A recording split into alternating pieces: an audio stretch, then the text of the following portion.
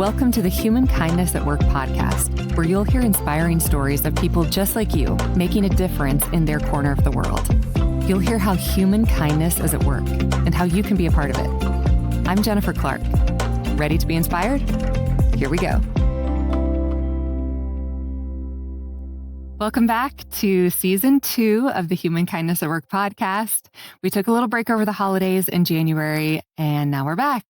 And I'm really excited to share some beautiful stories with you of human kindness at work through my guests this season. You know, we all hear about random acts of kindness, right?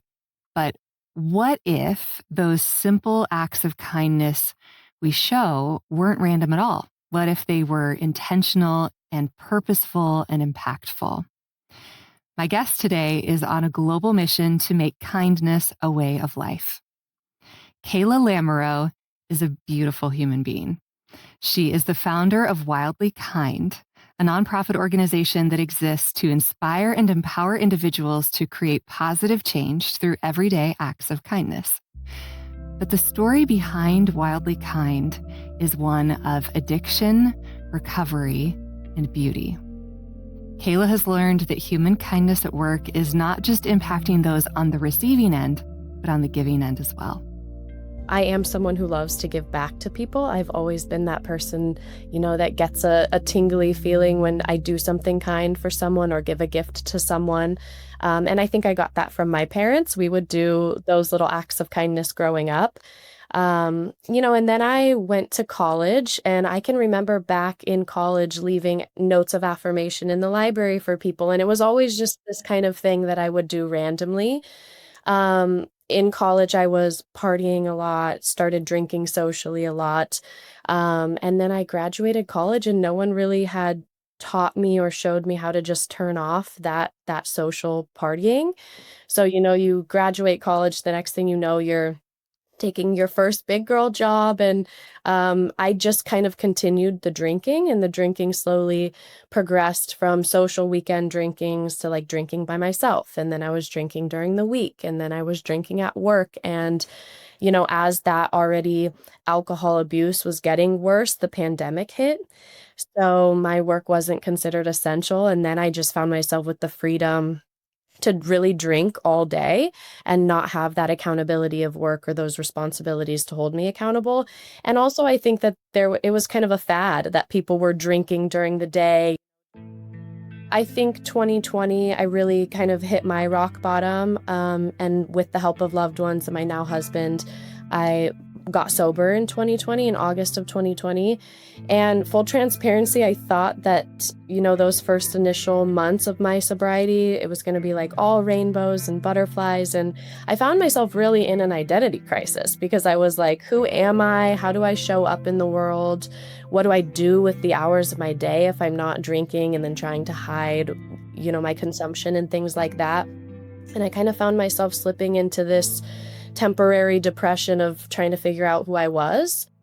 Kayla needed a way to remember who she was without alcohol, to remember her true identity. We were trying to figure out, like, how am I going to stay sober if I'm this low in life? And my husband, at the time, we were just dating, and one day he just said, I remember when I first met you and you paid for someone's groceries randomly and you were so happy.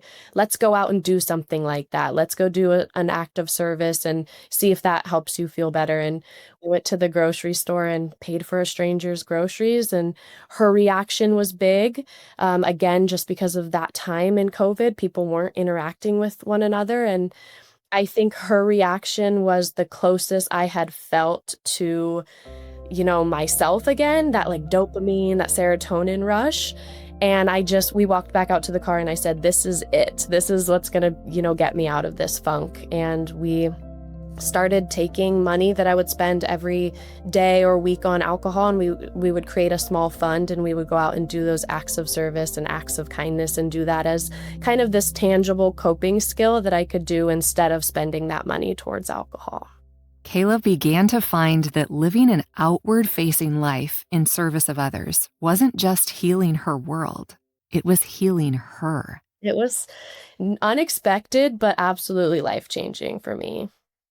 But while she was experiencing fulfillment and joy from these intentional acts of kindness, she was surprised by others' reactions.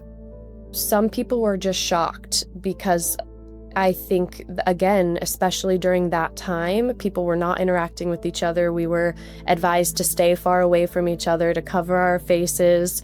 So to approach someone in a grocery store, hand someone a bouquet of flowers, people who were receptive were very shocked in the act of kindness itself.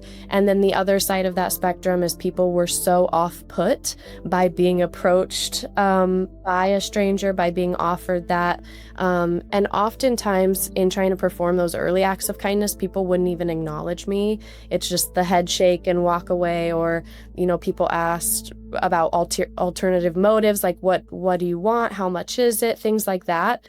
And that was really shocking to me. I'm like, even the people who are receptive and are going to accept this, they're just absolutely shocked. Some of them are crying, and other people are so off-put by it that it really just brought attention to the fact that this isn't normal. This isn't happening on a day-to-day basis with people right now, especially during the pandemic. And that just fueled me wanting to go out and do it. I've always been the person who's kind of like talking to the stranger at the grocery store, talking to the people in the elevator. And so seeing people's reactions, on either side of that spectrum, I just was like, we have to keep this going. I want to normalize these interactions during this time. But what does it look like to normalize living a life that is wildly kind? I think that we all have the ability to be kind here and there to one another, especially if the opportunity naturally presents itself. If you're walking through a door and someone's right behind you, you can hold the door for them. But I think to be wildly kind, to live deeply wildly kind, is more about a value system and deciding to navigate the world in that lens. And it's about seeing people instead of just passing by them.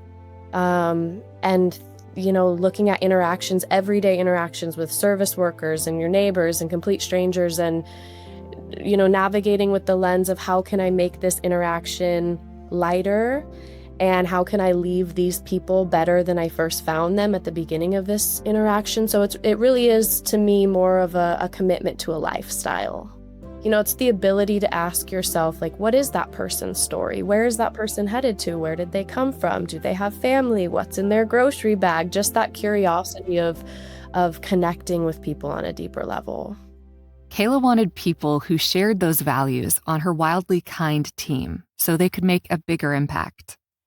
At the very beginning of my journey with Wildly Kind, I think it was early 2023, I was actually traveling home from Thanksgiving in Colorado with my family, and I witnessed someone on the plane offer home-baked goods to the staff of the plane. And I had already started Wildly Kind. It was just kind of getting our feet wet in doing these acts of kindness. And I really wasn't at that time experiencing other people doing acts of kindness. It was like me and my team that were going out and doing that. And, so I witnessed her getting up and passing on these baked goods. And at the end of the flight, I was getting all of my things ready, and I was like, I'm going to give her a kindness card. I'm going to write her a handwritten note. So I asked flight attendants for, a notepad or a napkin and a pen, and I wrote her a note and gave her one of our kindness cards on the way out. And I just told her, like, what you do is what we do, and I want to find people like you all over the world to build this team. And yeah, so witnessing a small act of kindness from a stranger for me, and it encouraged me to reach out and talk to that stranger. And she has now become a part of our organization. She's hosted events with our organization. She's an ambassador and volunteer for us. And that's really what Wildly Kind is about, is witnessing someone do something kind, feeling impacted by that, and then having that desire to pay it forward and wanting to get involved. And I will say that for many people, they do have the desire to go out and do these acts of kindness, but there is a stigma to go out and do it alone. It's kind of nerve-wracking to approach a stranger and offer to pay for their groceries, right? It's nerve-wracking to hand a bouquet of flowers to someone that you don't know. And I think the beauty of Wildly Kind is if you become a volunteer and you can wear the brand and wear your volunteer badge and go out and kind of preface that act of kindness by saying, I'm a part of an organization and I'm out volunteering to do this. Not only does that make you more comfortable going and performing those acts of kindness, but it helps people be more receptive to receiving those acts of kindness as well. So what do Wildly Kind's acts of kindness look like? What is so special about Wildly Kind is we don't have a specific niche other than just paying it forward and doing things that help other people. So our acts of kindness really, again, are on a spectrum. Our go-to is to give flowers to people for free, just bouquets of flowers, single stem flowers, just because that really goes with our brand. And that is a very simple, attainable act of kindness that anyone can do. But our acts of kindness have ranged from providing hot meals and donating shoes to kids in Uganda. We have purchased a van for a houseless community member to live in to get off the streets. You know, we've bought lunches for fire departments. It's just really anything to any part of the community that you want to give back to. And our ambassador program is really beautiful. We built it at the beginning of this year. And what we do is if you're a part of our team and you're an ambassador and you say, I have a local mailman that works so hard and we see him every day out in the rain and we would like to pay for lunch or we'd like to give him a bouquet of flowers or something, our organization will help fundraise to cover the costs for those acts of kindness. So we also have monthly kindness challenges where we challenge our ambassadors to go out and hide a kind note somewhere, or we've really just built this program that makes doing these acts of kindness more attainable. And then also, if there's a financial barrier there to one of the acts of kindness that you want to perform, will help support get you there. Kayla and her team have heard from hundreds of people on the receiving end of their kindness, whose days and even lives have been changed because of one simple act. Part of what we do is we hand out kindness cards with our acts of kindness. They have QR codes on them. So if we pay for a stranger's lunch, we'll hand them a kindness card. If we pay for the coffee for the person behind us, they get a kindness card. And those recipients are then able to scan the QR code and share about their experience of receiving that act of kindness. And the messages we have received some have said, finding a flower on my car has saved my life. We've received comments online that said, I found a note in a library book and I was weeks away from, making a decision that would have been long lasting and I chose not to because of this note. So it shows that making that decision to do small acts of kindness, I believe that they're guided to the people who need them the most, and they will find the people that need them, and they will change people's lives. If you're listening today and you're in a similar situation as Kayla was in 2020, maybe lonely, addicted, or lacking purpose, Kayla has some advice for you.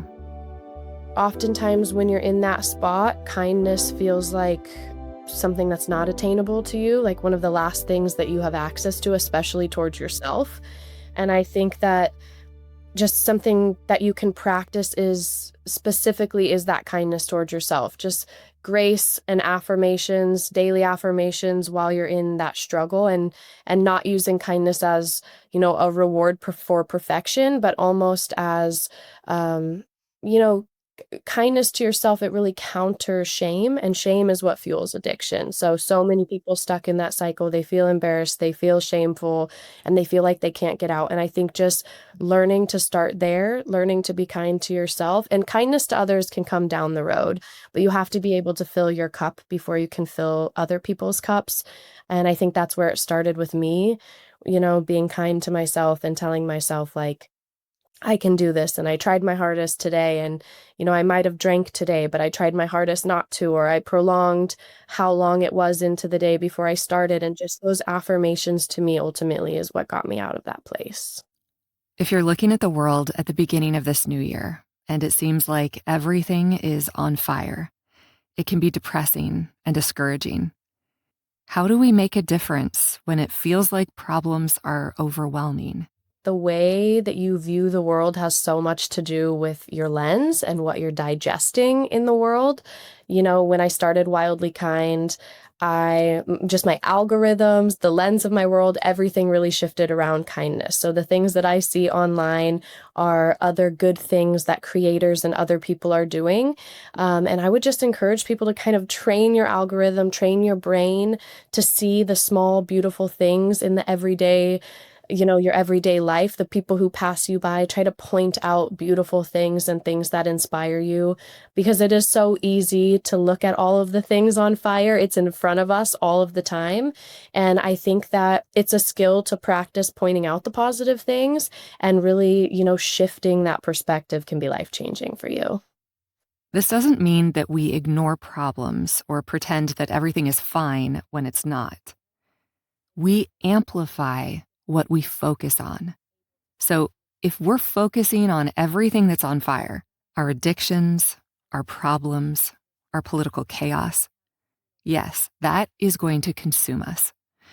But if we amplify the good things that are going on in the world and start living outward-facing lives, then we're going to start seeing goodness everywhere.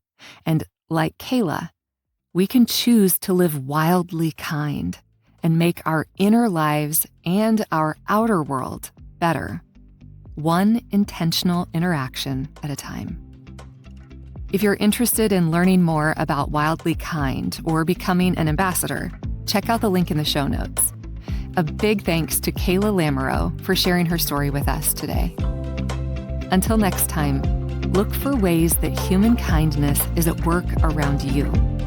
And don't just notice, be a part of it. See you next time.